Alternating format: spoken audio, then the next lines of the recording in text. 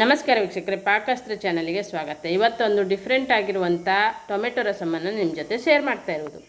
ಸುಮಾರು ವಿಧಾನದಲ್ಲಿ ಟೊಮೆಟೊ ರಸಮ್ ಮಾಡಿರ್ಬೋದು, ಆದರೆ ಈ ಒಂದು ವಿಧಾನದಲ್ಲಿ ಮಾಡ್ಕೊಳ್ಳಿ. ನಿಮಗೆ ಮತ್ತೆ ಮತ್ತೆ ಮಾಡ್ಕೊಳ್ಬೇಕನ್ಸುತ್ತೆ, ಹಾಗೆ ಡಿಫ್ರೆಂಟ್ ಆಗಿರೋ ಟೇಸ್ಟು ಬಂದಂಗೆ ಅನಿಸುತ್ತೆ, ಸಖತ್ತಾಗಿರುತ್ತೆ. ವೈಟ್ ರೈಸಿಗಂತೂ ಹೇಳೋದೇ ಬೇಡ, ಸೈಡ್ ಡಿಶ್ಶೇ ಬೇಕಾಗಿಲ್ಲ. ಈ ಒಂದು ರಸಮ್ ಇದ್ದರೆ ಸಾಕು, ಪೂರ್ತಿ ಅನ್ನನೂ ಖಾಲಿ ಆಗುತ್ತೆ. ಯಾರಾದರೂ ಗೆಸ್ಟ್ ಬಂದಾಗಲೂ ಕೂಡ ಹಾಗೆ ತಕ್ಷಣಕ್ಕೆ ಮಾಡಿಕೊಡ್ಬೋದು. ಮತ್ತು ಟೇಸ್ಟು ಒಂದು ಡಿಫ್ರೆಂಟ್ ಆಗಿರುವಂಥ ರಸಮ್ ಮಾಡಿಕೊಟ್ಟಂಗೂ ಆಗಿರುತ್ತೆ, ಸಖತ್ತಾಗಿ ಬರುತ್ತೆ ನೋಡಿ. ಒಮ್ಮೆ ಇದನ್ನು ಟ್ರೈ ಮಾಡಿ, ಹಾಗೆ ಇನ್ನೊಬ್ಬರಿಗೂ ಶೇರ್ ಮಾಡಿ, ಲೈಕ್ ಮಾಡಿ, ಸಪೋರ್ಟ್ ಮಾಡಿ. ನನ್ನ ಚಾನಲನ್ನು ಸಬ್ಸ್ಕ್ರೈಬ್ ಮಾಡ್ಕೊಂಡಿಲ್ಲ ಅಂದರೆ ಸಬ್ಸ್ಕ್ರೈಬ್ ಮಾಡಿಕೊಂಡು ಪಕ್ಕದಲ್ಲೇ ಇರುವಂಥ ಬೆಲ್ ಬಟನನ್ನು ಕ್ಲಿಕ್ ಮಾಡ್ಕೊಳ್ಳಿ. ಒಂದು 4 ಟೊಮೆಟೊವನ್ನು ನಾನು ಕಟ್ ಮಾಡಿ ಒಂದು ಪಾತ್ರೆ ಹಾಕ್ಕೊಳ್ತಾ ಇದ್ದೆ. ಅದ್ರ ಜೊತೆಗೆ 1 ಸ್ಪೂನ್ ಆಗೋಷ್ಟು ಹಸಿ ತೆಂಗಿನಕಾಯಿ ತುರಿಯನ್ನು ಹಾಕ್ಕೊಳ್ಳೋಣ. ತೆಂಗಿನಕಾಯಿ ತುರಿಯಿಂದನೇ ಟೇಸ್ಟ್ ಸಖತ್ತಾಗಿ ಬರೋದು. ಒಮ್ಮೆ ನೀವು ಇದನ್ನು ಟ್ರೈ ಮಾಡಲೇಬೇಕು, ಅಷ್ಟು ರುಚಿ ಕೊಡುತ್ತೆ ಇದು. ಒಂದು 1/4 ಚಮಚ ಜೀರಿಗೆ, 1 ಚಮಚ ಆಗೋಷ್ಟು ಕೊತ್ತಂಬರಿ ಕಾಳನ್ನು ಹಾಕಿ ಇದನ್ನು ಸ್ವಲ್ಪ ನೀರು ಹಾಕಿ ಈಗ ಬೇಯಲಿಕ್ಕೆ ಇಟ್ಟಿರ್ತೇನೆ. ಅಂದರೆ ಟೊಮೆಟೊ ಮೆತ್ತಗಾಗುವ ಹಾಗೆ ಇದನ್ನು ಬೇಯಿಸ್ಕೊಳ್ಳೋದು. ಇದನ್ನು ಈಗ ಒಂದು ಪಾತ್ರೆಯಲ್ಲಿ ಹಾಕಿ ಇದನ್ನು ಚೆನ್ನಾಗಿ ಬೇಯಿಸ್ಕೊಳ್ಬೇಕು. ಒಂದು 5 ನಿಮಿಷದಲ್ಲಿ ಬೆಂದುಬಿಡುತ್ತೆ. ಟೊಮೆಟೊ ಏನು ತುಂಬ ಬೇಯಬೇಕಂತಿಲ್ಲ, ಸ್ವಲ್ಪ ಮೆತ್ತಗಾಗುವ ಹಾಗೆ ಅದನ್ನು ಬೇಯಿಸ್ಕೊಂಡ್ರೆ. ಈಗ ಮೆತ್ತಗಾಗಿದೆ, ಅದನ್ನು ತಣ್ಣಗಾಗಲಿಕ್ಕೆ ನಾನು ಸೈಡಲ್ಲಿ ಇಡ್ತಾ ಇದ್ದೆ ನೋಡಿ. ನಂತರ ಇದನ್ನು ಮಿಕ್ಸಿ ಬೌಲಿಗೆ ಹಾಕ್ಕೊಂಡು ಈ ನೀರನ್ನು ಹಾಕ್ಕೊಳ್ಬೇಡ, ನೀರಂದರೆ ಮೇಲ್ಗಡೆ ಸಿಡಿಯುತ್ತೆ. ಹಾಗಾಗಿ ನೀರನ್ನು ತೆಕ್ಕೊಂಡು ಅದನ್ನು ಚೆನ್ನಾಗಿ ನೈಸಾಗಿ ಈಗ ರುಬ್ಕೊಂಡು ತಯಾರು ಮಾಡ್ಕೊಂಡಿದ್ದೆ ನಾನು.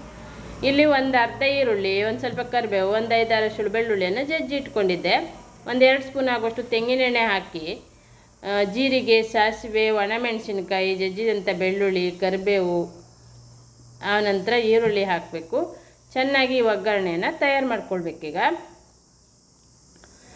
ತುಂಬಾ ಸಿಂಪಲ್ಲು. ನೀವು ಒಮ್ಮೆ ಇದನ್ನು ಟ್ರೈ ಮಾಡಿ, ಅಷ್ಟು ರುಚಿ ಕೊಡುತ್ತೆ ನಿಮಗೆ. ಮತ್ತು ಬೇಗನೆ ಒಂದು ರಸಮ್ ಮಾಡ್ಕೊಂಡಂಗೂ ಆಗಿರುತ್ತೆ, ರುಚಿನೂ ಸಖತ್ತಾಗಿ ಬರುತ್ತೆ. 1 ಚಿಟಿಕೆ ಆಗೋಷ್ಟು ಇಂಗನ್ನು ಹಾಕ್ತಾ ಇದ್ದೆ ನಾನು.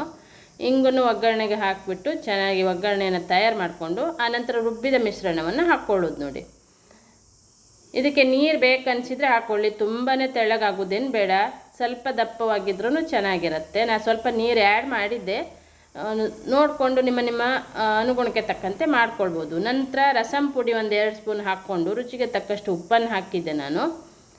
ರಸಮ್ ಪುಡಿಯನ್ನು ಹಾಕ್ಕೊಳ್ಳೋದು. ನಂತರ ಉಪ್ಪು ಹಾಕಿ ರುಚಿಗೆ ಬೇಕಾಗುವಷ್ಟು ಬೆಲ್ಲವನ್ನು ಹಾಕ್ಕೊಳ್ಳಿ. ಬೆಲ್ಲ ಬೇಡ ಅಂದರೆ ಹಾಕಿಲ್ಲ ಅಂದರೂ ನಡೆಯುತ್ತೆ, ಬೆಲ್ಲ ಬೇಕಾದರೆ ಹಾಕ್ಕೊಳ್ಬೋದು, ರುಚಿ ಚೆನ್ನಾಗಿ ಬರುತ್ತೆ ಬೆಲ್ಲ ಹಾಕೋದ್ರಿಂದ.